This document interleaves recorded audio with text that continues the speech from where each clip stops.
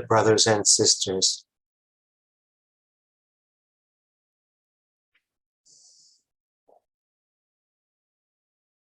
you may have noticed that when you feel fear, the first thing that happens is your breath stops,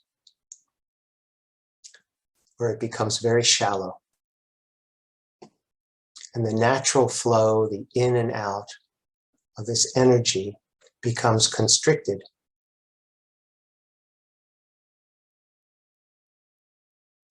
Without the breath and the flow of breath,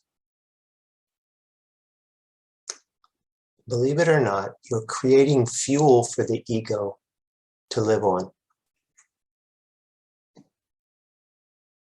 It's almost like the ego lives on anaerobic energy and you live on aerobic energy.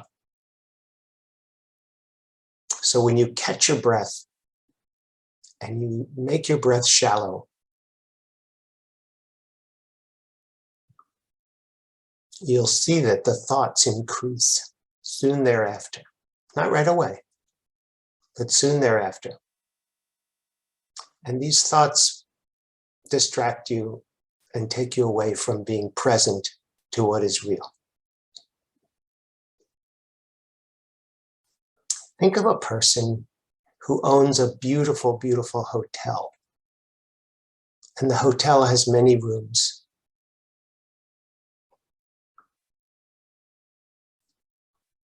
And yet, for some reason, they've become in the habit of living in the attic of the hotel. There's all kinds of things going on down there, but they're not aware of them and they're not tuned into them. And they're staying, if you think of the body, it's sort of like living above your eyebrows and never venturing down into the rest of the beautiful hotel. And when you don't go back and take care of all the rest of the rooms, they suffer from neglect. Your body suffers, your circulation suffers, different organs suffer because they're not being fed. They need to be fed prana, this life energy that's in everything.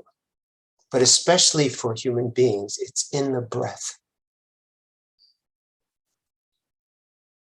This is why breath work is so important. When you deepen the breath, when you let your breath fill your belly, when you bring your consciousness to different parts of your body instead of just staying above your eyebrows, then you own the hotel. Then every part of it begins to shine. And you can welcome your guests.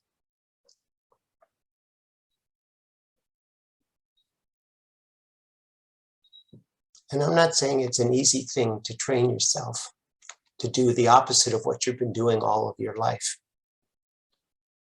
But it's worth it. Start by noticing when your breath is shallow. That has to do with fear. Breathe into that which is constricted and let yourself feel whatever you feel. It will be uncomfortable at first. But if you bring love to whatever you've been avoiding, that discomfort will expand into a wider space where you feel freedom.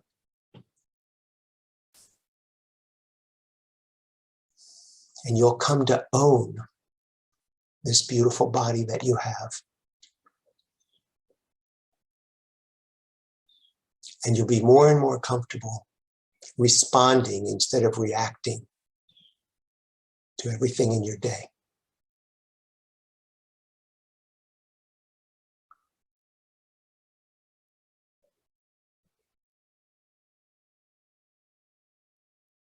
This one, yesterday, volunteered to play piano for some older people at an old age home, at a senior center. And he became disturbed because he couldn't get them to turn the music off above his head.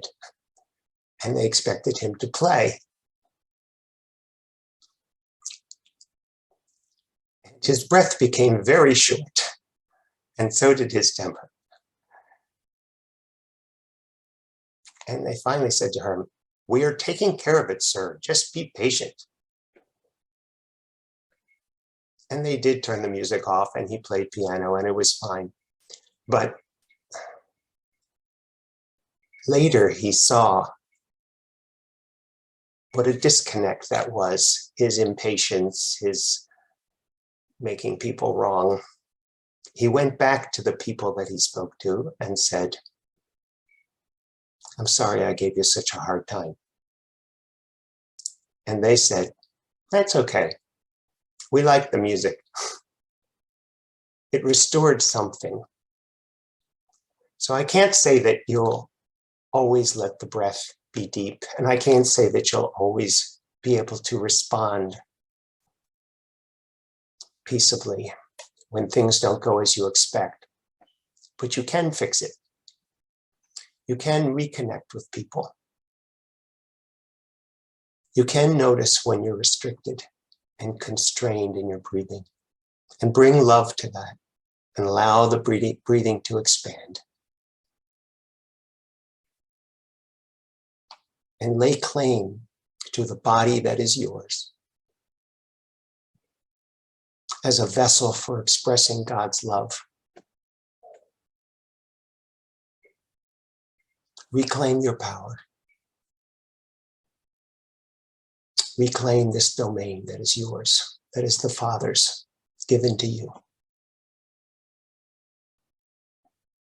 Let the breath be everywhere, and let yourself be conscious of it. I'm with you in that breath. I love you, and I'll speak with you again soon.